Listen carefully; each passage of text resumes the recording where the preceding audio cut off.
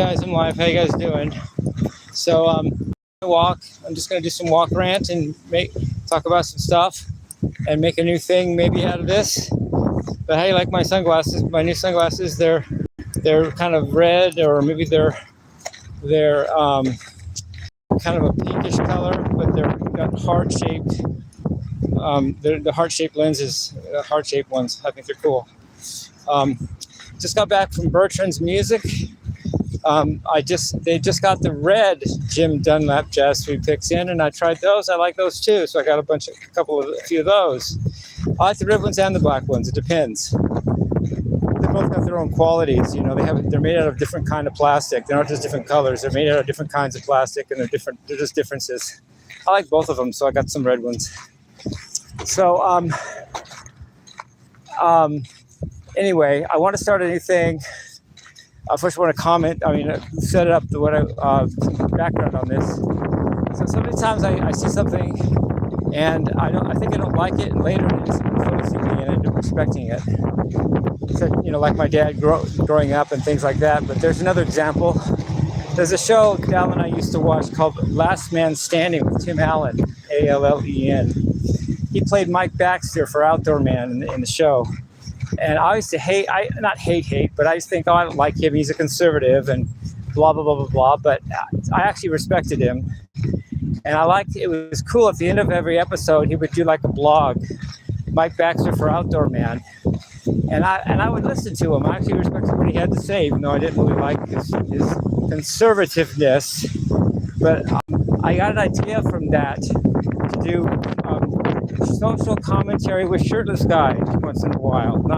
Maybe not exactly at the same time or day every day or time, but maybe once in a while I can do social commentary with Shirtless Guy. Like nothing to do with art necessarily, nothing to do with myself as Shirtless Guy necessarily, just social commentary about what I think about the world and stuff.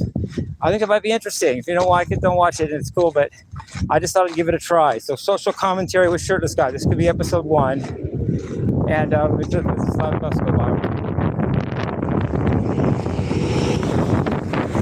Yeah, what's interesting about the Mike Baxter thing is that I almost didn't remember his last name, and I didn't Google it. I wasn't going to Google it, the name Baxter on the show. I wasn't going to Google it, and if I didn't remember it, I wasn't going to do this. So I did remember his name was Mike Baxter on the show. It was Tim Allen, Mike Baxter. I remember it. So social commentary with Shirtless Guy. So what do I think about that today? Well, I was just in a convenience store earlier, and I was buying my soda. You got to keep hydrated when you walk 15 miles in 100 degree heat, 15 miles a day. And we were joking, and I said, the guy was funny. He said something like, I said, can I join for membership? Can I put my number in to be a member and to get rewards and stuff? And he said, sure, give us your social security number too. Give us your credit card number. I said, yeah, and I'll give you the 3 different security codes. You can really take us to the cleaners. He goes, yeah, that sounds great. We'll take care of your money for you. And I said, yeah, in lieu of me taking care of my money. We all started laughing. But what I noticed socially is that we were really laughing. That was really funny. Like we were both really laughing. And I commented to him, that's rare in this world. People don't really laugh. People are uncomfortable with silence or uncomfortable in social situations, so they laugh to break up the tension. But they laugh about nothing. They don't laugh about anything funny. They just laugh to ease the nervousness they feel in the social tension of the moment. They're not really laughing from their gut. They're not really laughing at anything funny. Here's another loud car. They're not really enjoying the laugh. It's just to break up the tension of the awkwardness of the silence that they're encountering in their social situation. And I just thought that's what gave me the idea to do this social commentary thing. That has nothing to do with guitar or Shirtless Guy, but it's just something I noticed about society and the world. And I thought, why not make a little thing out of it? Social commentary with Shirtless Guy once in a while. But people don't really laugh. We used to more in the 80s when people actually had fun.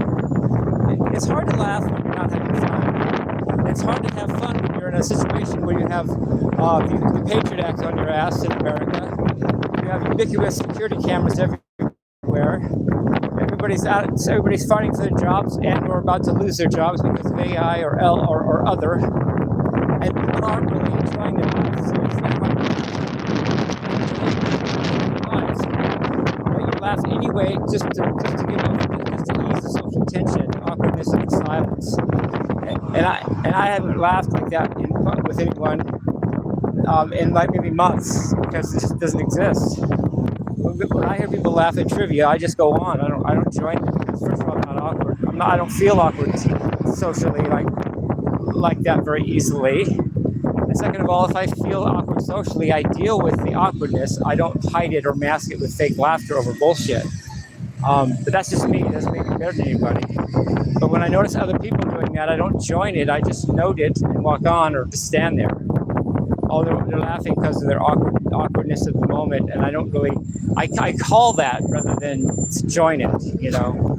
And most people are either don't get that they're doing that, or they don't, or they do it anyway because they'd rather break the awkwardness than be real. But I think it was an improvement in the world for people to laugh because that's actually rare today, to really laugh at something that's funny. I'm not even sure what shows are on today in these days, but even if shows are comedies, I'm not really sure that they're really funny anymore.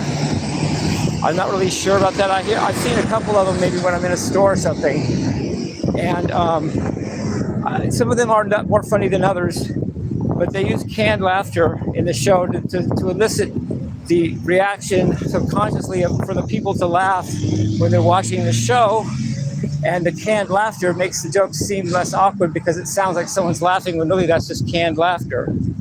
And the people actually sitting there watching it and laughing for real is rare. I don't see anyone doing that. I hear the canned laughter laughing at the right moments, but I don't see people just sitting there watching the show, taking that kind of time and listening to something truly funny or watching something truly funny and laughing from their gut. It just doesn't happen. People don't do that. And I'm not the biggest person on laughter. I'm not a comedian. I'm not trying to be. I don't want to be. Sometimes I attempt stand-up comedy, but I'm not really on my YouTube channel. But I'm not really. I'm not a serious comic. But I'm not laughing isn't really my thing. But at least I don't fake laugh a lot of the time. I don't laugh over social tension. I'd rather keep a straight face and move on or stand there than laugh when I don't mean it. You know, it's not because I'm the laughaholic that I laughed at this dude. It was because it was genuinely funny. And I think that's missing in our world. Listen to something funny. Watch an old Three's Company episode with John Ritter. That's Jack Tripper. And all the people on the show. You know, Joyce DeWitt was Janet. Susan Summers was Chrissy, and I think that there was that was Three's Company because it's just the two of them and John Ritter, so that's the three of them. You really when you could watch a show in my day and you hear a joke and it was really original, like something you hadn't heard said before, and it really was funny. You really just laugh.